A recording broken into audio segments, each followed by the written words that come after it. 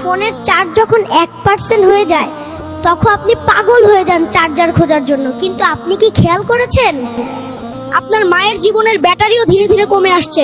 Phone তো আবার charge দেওয়া যাবে, কিন্তু মা একবার চলে গেলে তাকে আর রিচার্জ করা যাবে না। দেরি হওয়ার আগেই তাকে সময় দিন। মাকে মিস করলে কমেন্টে লাভ ইউ মম লিখুন। মাকে যখন কবরে রেখে আপনারা 40 কদম দূরে চলে আসবেন, তখন মা অন্ধকার কবরে একা হয়ে যাবেন। মা তখন ভয় পাবেন যে মা আপনাকে ছাড়া এক মুহূর্ত থাকতে পারতেন না, আজ সেই মা মাটির নিচে একা, কোনো আলো নেই, বাতাস নেই, সন্তান নেই। তখন শুধু আপনার দোয়াটুকুই মায়ের কবরে আলো হয়ে জ্বলবে। দুনিয়ার কান্না মাকে বাঁচাতে পারবে না, শুধু আপনার নেক আমল বাঁচাতে পারবে। হে আল্লাহ, আমার মায়ের কবরের সব আযাব তুমি মাফ করে দিও। যাদের কলিজায় মায়ের জন্য দরদ আছে তারা ভিডিওটি শেয়ার করে কমেন্টে আল্লাহুম্মা আমিন লিখুন।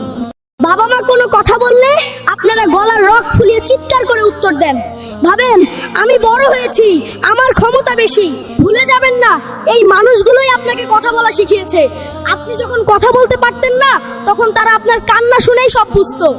আজ আপনার গলার আওয়াজ তাদের চেয়ে বড়, কিন্তু যেদিন তারা থাকবে না সেদিন এই ঘরটা আপনার চিৎকারেও প্রতিধ্বনি দেবে না। দোহাই লাগে মা বাবার সাথে ধমক দিয়ে কথা বলবেন না।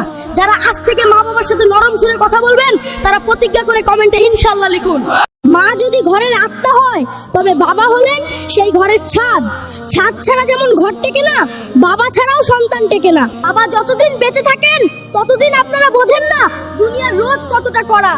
বাবা নিজের শরীর দিয়ে সব ঝড় বৃষ্টি আটকে রাখেন। যেদিন এই ছাদটা ভেঙে পড়বে সেদিন দেখবেন আপন মানুষেরাও কেমন অচেনা হয়ে গেছে।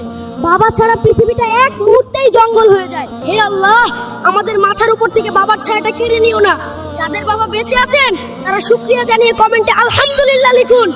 আমরা সওয়াব কামানোর জন্য অনেক দূরে ছুটি, অনেক ইবাদত করি, কিন্তু আমাদের ঘরেই যে একটা জান্নাত আছে তা খেয়াল করি না।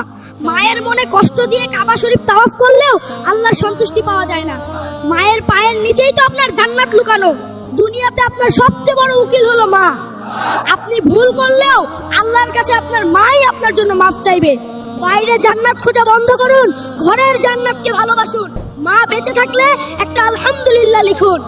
মা না থাকলে তার জন্য জান্নাত কামনা করে আল্লাহর কাছে দোয়া করুন।